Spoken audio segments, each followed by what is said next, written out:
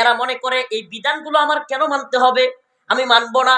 এখন যখন দেখে না মানলে, অস্বীকার করলে, সমাজের মধ্যে যদি বলে নামাজ কেন পড়বো, রোজা কেন রাখবো, হজ কেন করবো, যাকাত কেন দিব, এগুলো যদি সরাসরি বলে, মানুষ তারে কাফের বলবে। কি বলবে?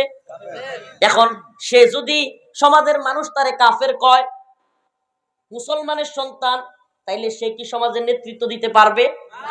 ইসলামিক সমাজে সে নেতৃত্ব দিতে পারবে না। এই জন্য এই মুনাফিক গুলো সবার সামনে নিজেদেরকে মুমিন পরিচয় দেয়, কিন্তু অন্তরের ভিতরে ইসলামের বিধিবিধানকে সে ঘৃণা করে। আছে কিন্তু ইসলামের বিধিবিধানকে অন্তর থেকে কি করে? পছন্দ করে না। এই যে ফজরের সময় সারা দেশ একসাথে আল্লাহু আকবারের ধ্বনি দেয়, সুবহানাল্লাহ সুবহানাল্লাহ। আমি মাঝে মাঝে চিন্তা করি, সুবহানাল্লাহ, যে কিরে, আল্লাহ তাআলা চাইলে তো পুরা পৃথিবীতে একই সময় একই টাইম করতে পারতেন না?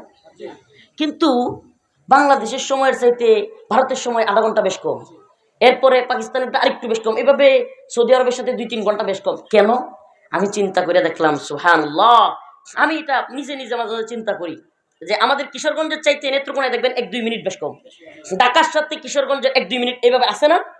আমি চিন্তা করলাম, এভাবে 1-2 মিনিট করতে করতে একটা আজান, যেটা কিনা এই তারাইল কিশোরগঞ্জে শুরু হয়, এই তারাইল কিশোরগঞ্জের 2 মিনিট পরে নেত্রকোনা, নেত্রকোনার 2 মিনিট পরে টাঙ্গাইল, টাঙ্গাইলের 2 মিনিট পরে ময়মনসিংহ, ময়মনসিংহের 2 মিনিট পরে গাজীপুর, গাজীপুরের 2 মিনিট পরে ঢাকা, ঢাকার 2 মিনিট পরে ফরিদপুর, মাদারীপুর, যশোর। এইভাবে আল্লাহ পুরা পৃথিবীতে এক আজান 1 মিনিট পর পর সারা পৃথিবীতে আজান চলতে থাকে। সুবহানাল্লাহ বলবেন না?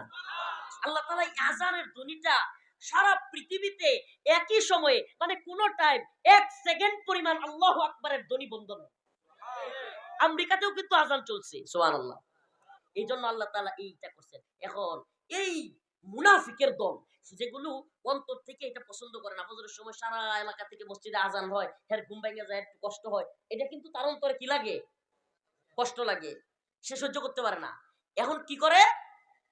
ফুটা এত বলতে পারবে না, বললে সে যেই হোক মাইর তো একটা মারিত পড়বো না, যদি একদিনে ফুইরাও যায় অন্য একজনে আবার তুলে দিব। তো এখন এটা কয় না, এখন না কইয়া অন্তরের ভিতরে এটা রাইখা আল্লাহর নবীরে যারা কটূক্তি করে, আল্লাহর নবীরে ইসলাম রে নিয়ে যারা করে, এদের পক্ষ নেই, মানে নিজে কয় না।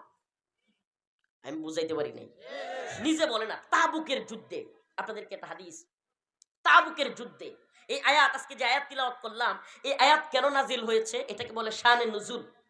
তাবুকের যুদ্ধে এক জনসমাবেশের ভিতরে এক লোক এরকম ইসলাম বিদ্বেষী, সে কোরআন তিলাওয়াত হচ্ছে সমাবেশের মধ্যে, সুবহানাল্লাহ, কোরআনের চাইতে উত্তম বাণী আরো কিছু আছে।